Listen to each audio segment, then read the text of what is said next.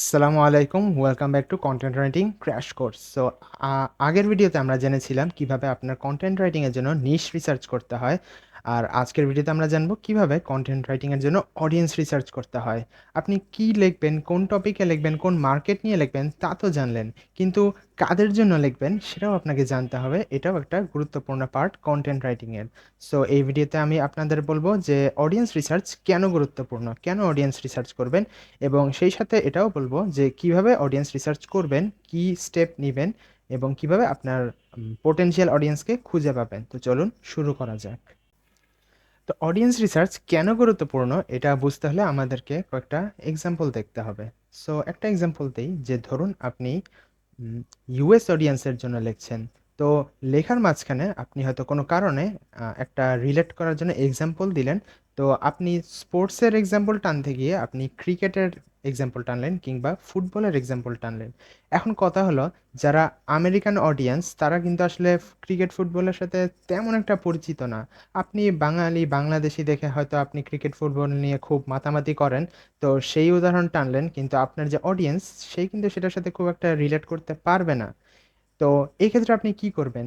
তো এই ক্ষেত্রে আপনাকে যেটা করতে হবে, আপনাকে দেখতে হবে যে আমেরিকায় কোন স্পোর্টসগুলো বেশি চলে, বেশি বিখ্যাত।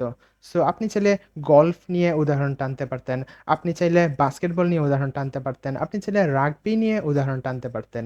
তো সেই কাজটা যদি করতেন তাহলে কিন্তু আপনার অডিয়েন্স আপনার লেখার সাথে রিলেট করতে পারত। তারা তাদের মেমোরির সাথে আপনি যেটা লিখেছেন সেটা মিলাতে পারত। কিন্তু ক্রিকেট, ফুটবল বা এমন কোনো একটা উদাহরণ দিলেন যেটার সাথে তারা ফ্যামিলিয়ার না। তাহলে কি হবে? তারা কিন্তু আপনার লেখাটা ফিল করতে পারবে না। তারা আপনার এক্সাম্পলটা হয়তো বুঝতেও পারবে না। তার ফলে তারা ওই লেখা থেকে ব্যাক করে অন্য লেখায় চলে যাবে বা অন্য কনটেন্টে চলে যাবে। তো এই উদাহরণ দিয়ে যেটা বলতে চাচ্ছি যে আপনার অডিয়েন্স যদি আপনি না চিনেন, না জানেন, আপনি কিন্তু তাদেরকে আপনার লেখা পড়াতে পারবেন না। স্বাভাবিকভাবেই যে তারা কিন্তু আপনার লেখা পড়ে বিরক্ত হবে। আরেকটা এক্সাম্পল দেই যে সাপোজ আপনি হচ্ছে যে লেখাটা লিখছেন সেটার বেশিরভাগ রিডার হবে ফিমেল পারসনস। সো আপনি হয়তো নিজে মেল পারসন। তো আপনি আপনার লেখায় রিডারদের যে পেইন পয়েন্ট, তো সেই পেইন পয়েন্ট টেনে কোনো কথা বললেন। তো আপনি যেহেতু মেল, তো আপনি কি করলেন? আপনি হচ্ছে মেইল জীবনে যেসব স্ট্রাগল করতে হয়, যেসব পেইন পয়েন্ট রয়েছে, সেগুলো দিয়ে আপনার লেখা ভরিয়ে ফেললেন। তো এতে করে যেটা হবে যে আপনার যে ফিমেল অডিয়েন্সরা ছিল, যাদের সংখ্যা ছিল বেশি, যারা ছিল অধিকাংশ, তারা কিন্তু আপনার লেখার সাথে রিলেট করতে পারবে না। কারণ তারা কিন্তু সেসব পেইনের মধ্য দিয়ে যায় না। তারা কিন্তু সেসব স্ট্রাগলের মধ্যে দিয়ে যায় না। সো আপনাকে ফিমেল পারসনরা যেসব স্ট্রাগলের মধ্য দিয়ে যায়, যেসব পেইন পয়েন্টের মধ্য দিয়ে যায়, সেগুলো আপনার লেখায় ফুটিয়ে তুলতে হবে। তাহলে আপনার মেজরিটি অডিয়েন্স আপনার লেখার সাথে রিলেট করতে পারবে। তারা কিন্তু আপনার লেখার সাথে রেজোনেট করতে পারবে এবং তারা এটাও বুঝবে যে আপনি তাদেরই একজন অংশ। আপনি তাদেরকে আসলেই বুঝেন, আপনার অডিয়েন্সকে বুঝেন এবং তাদের ফিল করতে পারেন। আরেকটা ইন্টারেস্টিং উদাহরণ দেই। আমরা যেটাকে ময়লার বালতি বলে থাকি, তো ইউএসএতে এই ওয়ার্ডটা ইউজ করা হয় ট্র্যাশ। কিন্তু আবার ইউকেতে যদি যান, ইউনাইটেড কিংডম, তারা হচ্ছে বিন ইউজ করে ওয়ার্ডটা। সো কথার কথা আপনি ইউএস অডিয়েন্সের জন্য লিখছেন, কিন্তু আপনি বিন ওয়ার্ডটা ইউজ করলেন। তাহলে কি হলো? তারা কিন্তু এইটার সাথে খুব একটা পরিচিত না। তারা এই ওয়ার্ডটা খুব একটা ইউজ করে না। সো একটা রং ওয়ার্ড ইউজ করার জন্য কিন্তু আপনি আপনার অডিয়েন্সকে ইনগেজ করতে পারলেন না আপনার লেখায় এবং আপনার অডিয়েন্স সাথে সাথে বুঝে যাবে যে আপনি কিন্তু লোকাল না বা আপনি ইউএস অডিয়েন্স সম্পর্কে জানেনই না। এবং এটার আরও একটা সুন্দর উদাহরণ যদি দেই তাহলে হচ্ছে অনেক ওয়ার্ডের বানান বা স্পেলিং ইউএস আর ইউকে ডিকশনারিতে আলাদা। যেমন কালার, ইউএসএতে কালারের স্পেলিং হলো COLOR, কিন্তু ইউকেতে বা ব্রিটিশ যারা অডিয়েন্স তাদের কাছে কালারের স্পেলিং হলো COLOUR। এখন আপনি যদি আপনার অডিয়েন্সকে না বুঝেই এমন ওয়ার্ড ইউজ করেন যে যেটার স্পেলিং তাদের সাথে যায় না, তাহলেও কিন্তু আপনার অডিয়েন্স ব্যাপারটাতে বিরক্ত হবে। কারণ আপনি এমন একটা স্পেলিং ইউজ করেছেন যেটা আসলে যেটার সাথে তারা খুব একটা পরিচিত না। সো এতগুলো উদাহরণ দেওয়ার একটাই কারণ যে আমি আপনাকে বোঝাতে চাচ্ছি যে আপনার জন্য অডিয়েন্স রিসার্চ করতে হবে। যখন আপনি সঠিকভাবে অডিয়েন্স রিসার্চ করতে পারবেন, তখন আপনি আপনার অডিয়েন্সের মনের মতো করে লিখতে পারবেন। এবং একটা সিক্রেট কথা বলি যে আপনি আসলে কেন লিখবেন? অনেকের অনেক মোটিভেশন থাকতে পারে, অনেকের অনেক কারণ থাকতে পারে। বাট আল্টিমেট গোল কি জানেন? আল্টিমেট গোল হলো আমাদের রিডারকে স্যাটিসফাই করা। সো রিডারকে যদি স্যাটিসফাই করতে হয়, আমাদেরকে অবশ্যই অডিয়েন্স রিসার্চ করতে হবে। কারা আমাদের লেখাটা পড়বে এটা আমাদের জানতে হবে। এবং লাস্ট আরেকটা উদাহরণ দেই, যে এই উদাহরণটা আশা করি সবাই বুঝতে পারবেন। ধরেন আপনি কোনো হাউ টু গাইড লিখবেন বা কোনো টিউটোরিয়াল লিখবেন। এখন সাধারণত হাউ টু গাইডগুলো লেখা হয় বিগিনার লেভেলের জন্য, যারা তাদের জন্য। এখন আপনি আপনার গাইডে এমন ভাষায় লিখলেন কিংবা এমন ল্যাঙ্গুয়েজ টোন ইউজ করলেন বা এমন সব শব্দ দুর্বোধ্য ল্যাঙ্গুয়েজ ইউজ করলেন যে যারা বিগিনার তারা কিন্তু আপনার গাইডটা পড়ে বুঝলই না, আপনার টিউটোরিয়ালটা পড়ে বুঝলই না। তো এতে কি হলো? আপনার লেখার কিন্তু কোনো সার্থকতাই থাকলো না। যারা বিগিনার, আপনাকে তাদের লেভেলে নেমে আসতে হবে। আপনি যদি এক্সপার্টও হন, আপনাকে বিগিনার লেভেলে চিন্তা করতে হবে। একজন বিগিনার যখন আমার এই লেখাটা পড়বে, তখন সে এই লেখা থেকে কী চায়? সেই সবগুলো তথ্য, ইনফরমেশন আপনাকে আপনার লেখায় রাখতে হবে। কারণ আপনি কোনো হয়তো একটা ওয়ার্ড ইউজ করলেন, যে কোনো বিগিনার সেই ওয়ার্ডটার সাথে পরিচিতই না। তাহলে আপনাকে ওই ওয়ার্ডের ব্যাখ্যা করে দিতে হবে, ওই ওয়ার্ডের সংজ্ঞা দিয়ে দিতে হবে যে এই ওয়ার্ডের মানে হচ্ছে এইটা, বা এই ফ্রেজ বা এই টার্মের মিনিং হইল এইটা। তাহলে কিন্তু আপনার যে বিগিনার রিডার ছিল, সে আপনার লেখাটা পড়ে বুঝবে এবং সে আপনার লেখাটা থেকে উপকৃত হবে। সো এই একই উদাহরণ থেকে আরেকটা উল্টা কেসও বলা যায়, যে কথার কথা আপনার লেখা আপনি লিখেছেন যাদের জন্য, তারা হলো এক্সপার্ট লেভেলের পিপল। তো এক্সপার্ট লেভেলের পিপল কিন্তু অলরেডি অনেক কিছু জানেন। তাদের জন্য আপনার এরকম ভেঙে, ভেঙে সবকিছুর ব্যাখ্যা করে দিতে হবে না।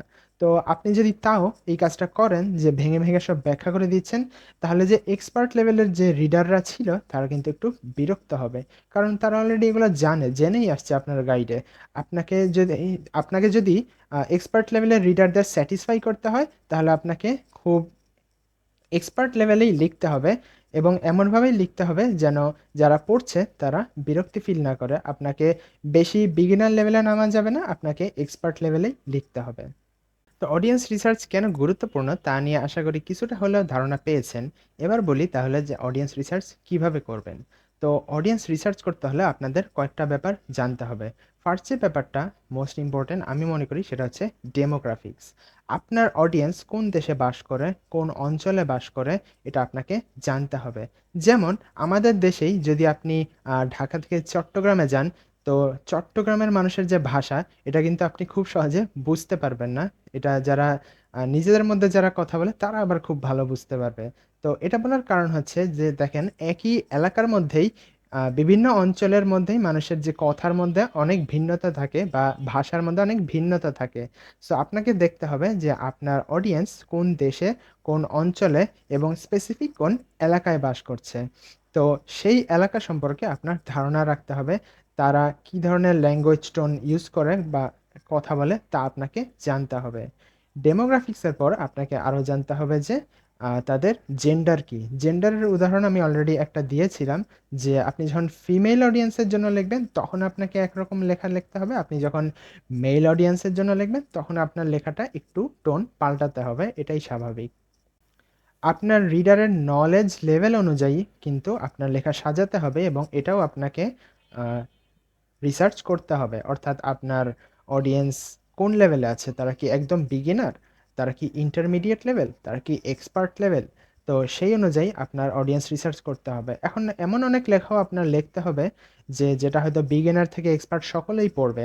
সো আপনাকে তখন সেভাবেই আপনার লেখাটা সাজাতে হবে যেন বিগিনারও আপনার লেখা থেকে উপকৃত হয়, আবার এক্সপার্ট লেভেলে যারা আছে তারাও আপনার লেখা থেকে উপকৃত হয়। এবার তাহলে বলি যে অডিয়েন্স রিসার্চের প্রসেসটা কি? আপনি হয়তো বুঝলেন যে হ্যাঁ, অডিয়েন্স রিসার্চ গুরুত্বপূর্ণ। আমি অডিয়েন্স রিসার্চ করতে চাই। কিন্তু কিভাবে করব? কি স্টেপ গ্রহণ করব? তো এবার সেটা নিয়ে কথা বলি। তো এটা করার সবচাইতে উত্তম মাধ্যম এবং সবচেয়ে সহজ মাধ্যম হচ্ছে সোশ্যাল মিডিয়া। তো কোন ধরনের সোশ্যাল মিডিয়া? সেইসব সোশ্যাল মিডিয়া যেখানে গ্রুপস আছে। যেমন ফেসবুক গ্রুপ, রেডিট গ্রুপ বা সাবরেডিট, লিঙ্কডইন গ্রুপস। কেন? কারণ আপনি যখন নিশ রিসার্চ করবেন তখনই আমি বলেছিলাম যে আপনার কিন্তু নিশের বিভিন্ন কমিউনিটি আছে। সো সেই কমিউনিটিকে আপনাকে খুঁজে বের করতে হবে এবং এই কমিউনিটি খোঁজার সবচাইতে সুন্দর মাধ্যম হলো সোশ্যাল মিডিয়া। তো আপনি ফেসবুকে যাবেন, ফেসবুকে গিয়ে আপনার যে নিশ, সেই নিশের গ্রুপ খুঁজে বের করবেন। ওই নিশে গ্রুপ খুঁজে বের করার পরে যে গ্রুপের যে মেম্বাররা তারাই তো আপনার অডিয়েন্স, তাই না? তারা যেহেতু আপনার নিশে ইন্টারেস্টেড, তারাই আপনার অডিয়েন্স, তারাই হয়তো আপনার লেখা পড়বে। সো আপনি যখন এরকম একটা কমিউনিটির সাথে নিজেকে পরিচিত করে তুলবেন বা আপনি রেগুলারলি তাদের সাথে চলাফেরা উঠা বসা করছেন, তখন কিন্তু আপনি আপনার অডিয়েন্স সম্পর্কে অনেক সুন্দর একটা ধারণা পাবেন। তারা কি ধরনের লেখা পছন্দ করতে পারে, তারা কি ধরনের ইনফরমেশন খুঁজছে, বা তাদের ল্যাঙ্গুয়েজ টোন, তাদের এজ গ্রুপ, এই সব কিছুই আপনি বুঝতে পারবেন যে এইসব কমিউনিটিতে জয়েন করার মাধ্যমে। তো সোশ্যাল মিডিয়া গেল, এরপর আরেকটা যে কাজ করতে পারেন সেটা হচ্ছে ফোরামস। আপনার নিশের কি কি ফোরামস আছে এটা আপনি সার্চ করুন। তো এটা করার জন্য আপনি গুগলে যাবেন, গুগলে গিয়ে টাইপ করবেন আপনার নিশের নেম প্লাস ফোরামস।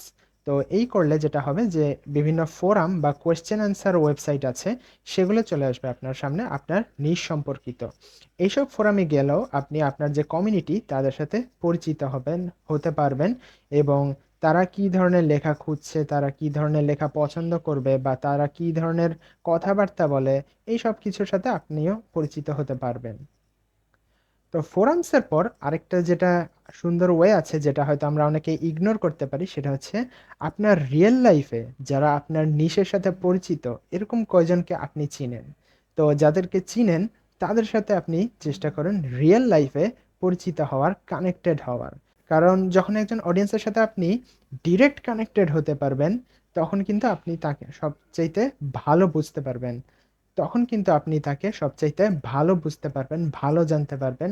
তার কি, কি পেইন পয়েন্টস আছে, তার কি, কি স্ট্রাগল আছে। সে যখন অনলাইনে তার নিশ কনটেন্ট পড়তে যায়, সে ওই কনটেন্টে কি, কি চায়, কি, কি খোঁজে, এর সবকিছু আপনি আরো ভালো বুঝতে পারবেন যখন আপনি ডিরেক্টলি আপনার অডিয়েন্সের সাথে কানেক্ট করতে পারবেন। এবং রিয়েল লাইফ কানেকশনের চেয়ে ভালো তো আর কোনো কানেকশন হতে পারবেই না, এটাই স্বাভাবিক। ওকে, সো অডিয়েন্স রিসার্চের জন্য একটা লাস্ট পয়েন্ট, এটা আর কি ভিডিওর আরো আগে বলা উচিত ছিল, বাট ভুলে গেছিলাম দেখে এখন বলে দিচ্ছি। সেটা হচ্ছে put your self in your readers shoes. এই ফ্রেজটা ইউজ করে যেটা বোঝানো হয় সেটা হচ্ছে, যারা আপনার লেখা পড়বে, একবার আপনার নিজেকে তাদের জায়গায় চিন্তা করুন। এই কথাটা আমি বলেছিলাম এর আগের কোনো একটা লেসনে, যেটা ছিল রাইটারদের বিভিন্ন ক্যারেক্টারিস্টিক্স সম্পর্কে, যে রাইটারদের ইমপ্যাথি থাকবে, অর্থাৎ রিডারদের যে মনের কথাগুলো সেগুলো একজন রাইটার বুঝতে পারবে, ফিল করতে পারবে, এবং সেই অনুযায়ী তার লেখা সাজাবে। সো আপনার যে রিডার, আপনার যে অডিয়েন্স, একবার তাদের জায়গায় নিজেকে ভাবুন, নিজেকে কল্পনা করুন। তো এর মাধ্যমে আপনি আপনার অডিয়েন্সের যে কষ্টগুলা, বেদনাগুলা, ব্যথাগুলা, খুশিগুলো, তাদের যে ইমোশন, কিভাবে তাদের মধ্যে বিভিন্ন ইমোশন বা ফিলিংস জাগিয়ে উঠতে পারবেন, এই সব কিছু আপনি তখন সবচাইতে ভালো বুঝতে পারবেন যখন আপনিও তাদের থেকে, তাদের চোখে পৃথিবীটা দেখবেন এবং তাদের পার্সপেক্টিভ থেকে সবকিছু চিন্তা করতে পারবেন। সো অডিয়েন্স রিসার্চের এটা একটা খুবই গুরুত্বপূর্ণ অংশ। আপনি আপনার রিডারের জায়গা থেকে একবার চিন্তা করুন যে আমি যে কন্টেন্টটা লিখছি সেটা পড়ে কি আমি আসলেই স্যাটিসফাইড হব, আসলেই উপকৃত হব, আমি কি রাইটারকে ধন্যবাদ দিয়ে আসবো এই কন্টেন্টটা পড়ার পর যে আমি এইটা থেকে এতটাই উপকৃত হয়েছিলাম। যদি সেরকমই হয় তাহলে বুঝবো যে হ্যাঁ, আমার কন্টেন্টটা সার্থক। তো এই ছিল আজকের ভিডিও। আশা করি এই ভিডিও থেকে কিছু একটু হলেও শিখেছেন বা উপকৃত হয়েছেন। যদি তাই হয়ে থাকে, ভিডিওটা যদি ভালো লেগে থাকে, অবশ্যই ভিডিওতে একটি লাইক দিতে পারেন এবং আমাদের চ্যানেলে সাবস্ক্রাইব করতে পারেন ফিউচার লেসনস পাওয়ার জন্য।